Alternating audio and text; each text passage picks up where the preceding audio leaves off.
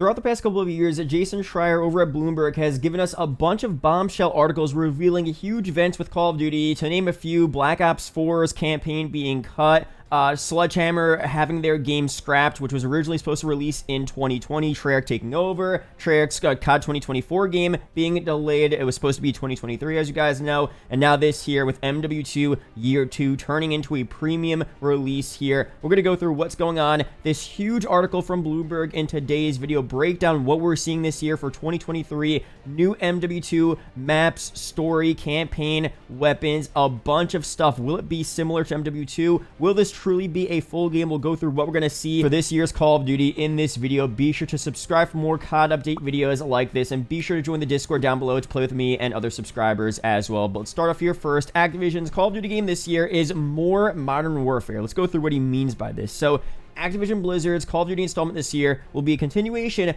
of 2022's MW2, a surprising twist in the lucrative video game franchise that for decades has released a completely new game every fall. Activision's goal is for the new Call of Duty to feel like a standalone, full price release and also an extension of MW2, said people familiar with the project. The current plan is for the game to carry over maps and modes from last year's shooter, the people said, although they caution that plans may change again between now and the release this fall. So I'm going to stop very briefly after these paragraphs here to quickly explain what's going on.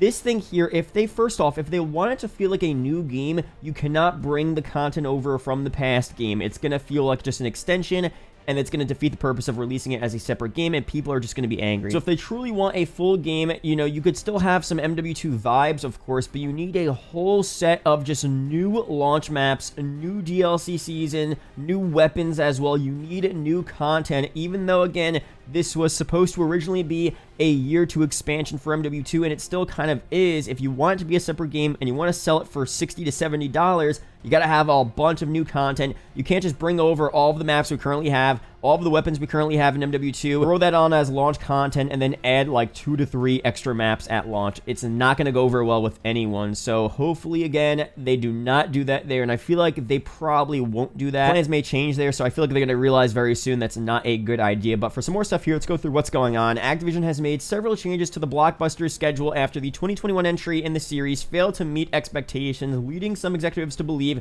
that they were introducing new versions too rapidly. My honest opinion is that the name Vanguard is just not a popular, well-known name like Modern Warfare and Black Ops. I think if you released the same game that Vanguard was, and you just slapped a Modern Warfare title on it, it was a Modern Warfare World War II, for example, it would have sold more. Maybe not that much more, because Vanguard at its core still wasn't a good game in my opinion, but it would have sold more because when it comes down to it for casual people, they see Modern Warfare, MW2, they're going to buy the game. You know what I mean? That's just how it is. That's partly why MW 2019 was such a popular Call of Duty. It was a fun COD, and I'm not going to lie, not my favorite personally. It was okay, but majority of the reason why it was so popular is because of the name, Modern Warfare, the brand. You know, that's just how it is there. So I think it's also because of the actual name there, but it also might be because of them releasing new Call of Duties every single year, like they're saying, that aren't up to the standard of what we saw for past years. They aren't fully made. There's bugs. There's not enough content. So it's partly that as well, but more on this here. Call of Duty, which has generated more than $31 billion in revenue, is developed by a stable of Activision-owned game studios, including IW, Treyarch, Sledgehammer Games, Raven, of course, as well. Some more there as well, but typically one of those three takes the lead on a new Call of Duty game, rotating every few years, every 3 years. Infinity Ward is responsible for the Modern Warfare series. Present day, Treyarch developed Black Ops based on different historical events such as the Cold War. Sledgehammer has helmed several one-offs such as a futuristic Advanced Warfare, a World War II twice, and stuff like that. But in early 2022, the company decided to delay the next big Treyarch game, pushing its release from 2023, its original release, to 2024, and marking the first time in nearly 2 decades the franchise would be without a new mainline COD, Bloomberg reported. Activision then told Sledgehammer that it would develop a premium expansion for MW2 to help fill the gap. According to the people, MW2, which was released in October, became the best-selling video game of 2022, and usually every Call of Duty is the best-selling game of that year, so nothing too surprising there. But the expansion was planned to be big, with a single-player campaign and several multiplayer maps, and eventually it morphed into a full game release. Sledgehammer's new Modern Warfare game, the name is still unclear, but will probably not be MW3, is now slated for this fall. The people said declining to be named because they weren't authorized to speak to the press, so under the cover stuff here, of course. Activision spokesperson Neil Wood noted the company has announced that a premium Call of Duty game will arrive this year and that they had nothing new to share. So interesting stuff there. We'll talk more about that later on. On the name, obviously, I would rather MW3 be a separate game because, I mean, MW3, the 2011 version, is one of my favorite Call of Duties of all time. So if they want to bring that as a new rebooted game, of course, in this new storyline, I would want them to give it the respect it deserves, honestly, to have good marketing, a fully fledged out game. And this year's Call of Duty just doesn't seem like that. You know, obviously, it's going to be a Modern Warfare spinoff. I'm not saying this COD's going to be bad automatically. I'm not going to write off this year's Call of Duty, but it seems like it's going to be, again, more of a year 2 expansion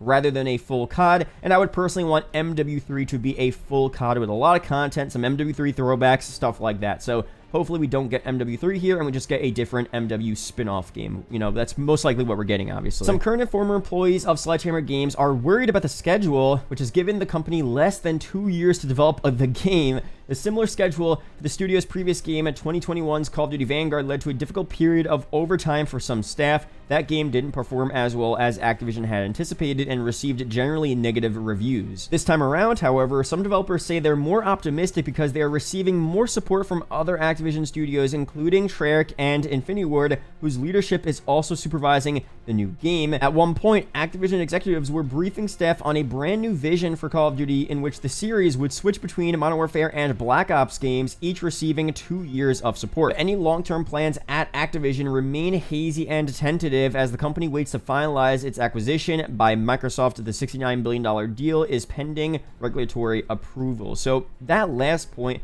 is super interesting, and I completely agree with it. I tweeted this out actually a couple hours ago about IW and Treyarch switching off every 2 years. You have a Black Ops game, 2 years of support, and then a Modern Warfare game, 2 years of support. But the only way that works is if you have a full 2 years of support and the base games are actually good and well made, because what that could end up being is they could release a game every 2 years, but like I said in my tweet on my Twitter, links down below if you want to follow me there, they could have 1 year's worth of DLC content, spread it out across 2 years, and that's that. You know, that's not the ideal setting. So if you want a Black Ops game, a Modern Warfare game to actually truly last for 2 years, first off, the base game needs to be good, fully developed, fully finished with a ton of content, and then you need 2 years of content every couple of months, every 2 months or so, regular content updates, not like huge gaps of nothing and very little content. If you want it to work, that's how it's going to work there. So again, I'm not acting like I know what goes on behind the scenes, but you know, as a player, a YouTuber, I've seen how it works. I've seen how people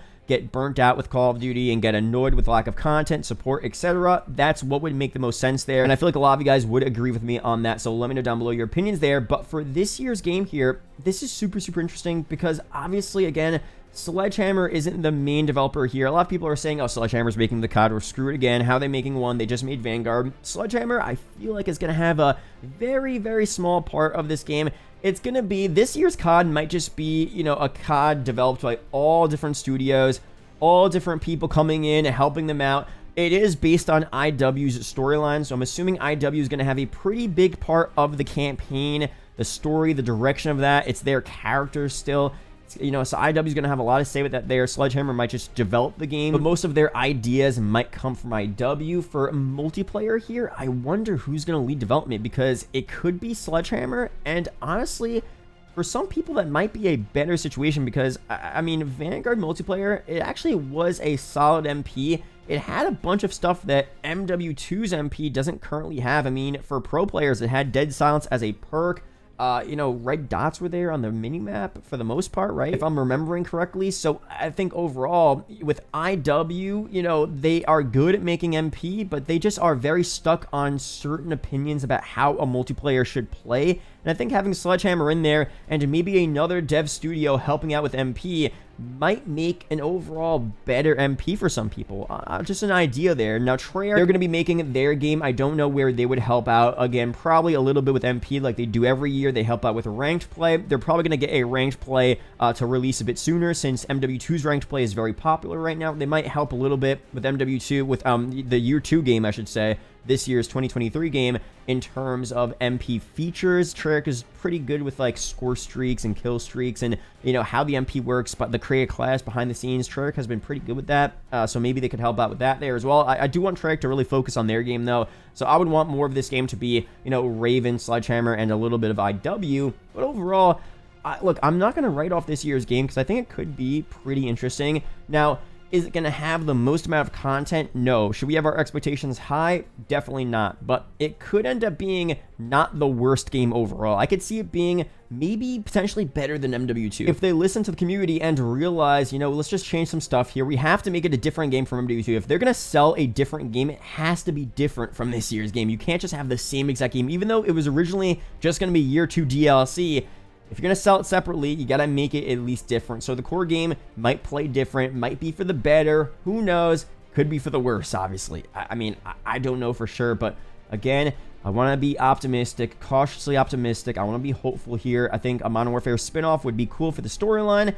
I'm down with it. You know, I'll take this over Vanguard. If Sledgehammer's making a game, I wouldn't want them. I mean, remember the rumor is about Sledgehammer having behind-the-scenes plans to make Vanguard 2 and Vanguard 3. Definitely glad that's not happening there. So I think we're in a better situation than what we could have been, but, you know, we'll see very soon. So that's it here for this video. Let me know down below, what do you want to see for this year's Year 2 expansion MW2 spin-off game? We'll get more details very soon. This game will probably have a lot of remakes, unfortunately.